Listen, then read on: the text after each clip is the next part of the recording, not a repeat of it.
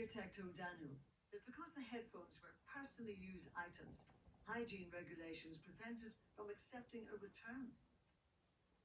I had to use them to find out they didn't work, and then they asked me to use them again. And then they said, no, we can't take them back. They did eventually come back to me and say, we can offer you a 20% refund. And at that point, I asked their complaint procedure, and they said I wasn't one. And obviously you weren't going to accept that either, were you? No. I said, this is not good enough. I deserve a full refund for these headphones that I can't trust, and they don't work.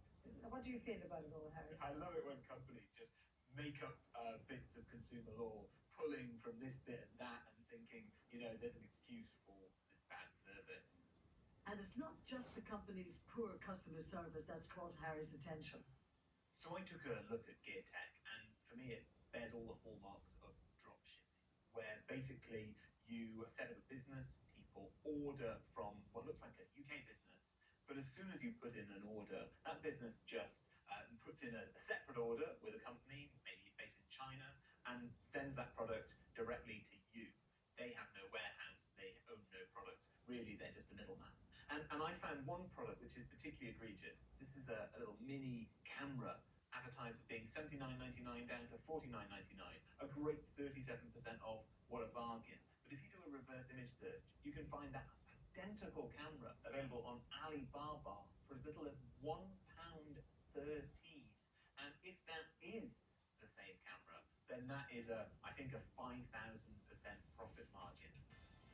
But regardless of whether GearTech is a dropshipper or not, Daniel still has rights. So this is a fault that appeared within 30 days. He reported it. So you're entitled to a refund, and because it's less than 6 months after receiving the goods, the burden of proof that this item was faulty when you got it is not on you, it's on them. And I'd also say, even if they weren't broken, the rules around buying things online say that you have a right to change your mind when you've received something and get that item back for a full refund within 28 days. I would be very, very skeptical of the argument that this is a personal use item, particularly because you'd be within your rights to go to a shop in person and try on a set of headphones and, then say, I don't want to buy these. And that's what you're buying headphones for, to put them over your ears. Exactly right. And regardless of that, they're faulty. He deserves a refund. Well, we tried to get in touch with GearTech, and they acknowledged our email, but haven't been back in touch since. But hope was not lost, thanks to the fact that Daniel paid for the headphones by debit card. Potentially, since all else has failed, it would be worth putting in a claim with your debit card company through chargeback and just saying, I have been ripped off here, they're not following the law, I want that money back. I thought that was for credit cards rather than debit cards. Excellent point. So credit cards, there is a legal right with Section 75 for more expensive purchases.